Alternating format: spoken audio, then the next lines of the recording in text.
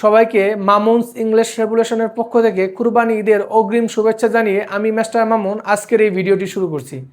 আজকের এই ভিডিওতে আপনাদেরকে কুরবানি ঈদ সম্পর্কিত কিছু ইংলিশ শেখাবো ইনশাআল্লাহ। প্রথমে যে ওয়ার্ডটি রয়েছে সেটা হচ্ছে কুরবানি, আর এই কুরবানির যে ইংলিশ রয়েছে সেটাকে আমেরিকানরা অ্যান্ড ব্রিটিশরা একইভাবে প্রনাউন্সিয়েশন করে থাকে, আর এটার প্রনাউন্সিয়েশনটা হচ্ছে স্যাক্রিফাইস। স্যাক্রিফাইস স্যাক্রিফাইস মানে হচ্ছে কুরবানি।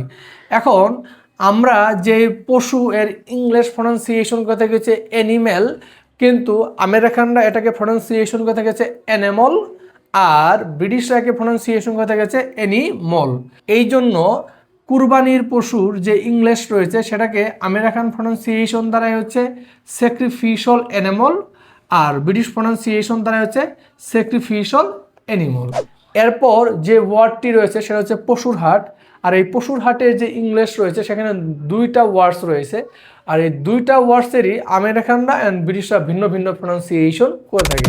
প্রথম যে ওয়ার্ডটি রয়েছে সেটাকে আমেরিকানরা প্রনাউন্সিয়েশন করে থাকে হচ্ছে লাইভ স্টাক, লাইভ স্টাক, আর ব্রিটিশরাকে প্রনাউন্সিয়েশন করে থাকে হচ্ছে লাইভ স্টক, লাইভ স্টক।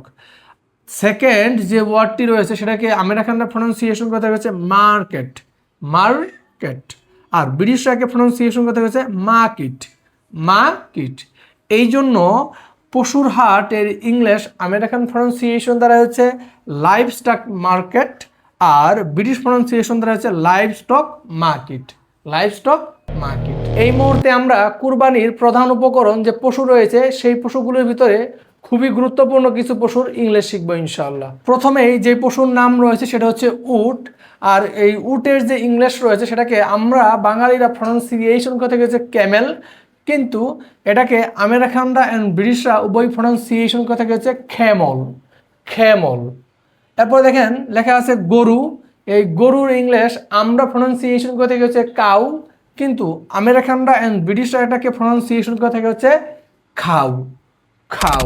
তারপর যে ওয়ার্ডটি রয়েছে সেটা হচ্ছে কি মহিষ, আর মহিষের ইংলিশ আমরা প্রনাউন্সিয়েশন করতে হচ্ছে বাফেলো, কিন্তু আমেরিকানরা অ্যান্ড ব্রিটিশরা এটাকে প্রনাউন্সিয়েশন করতে হচ্ছে বাফে লৌ, বাফে লৌ।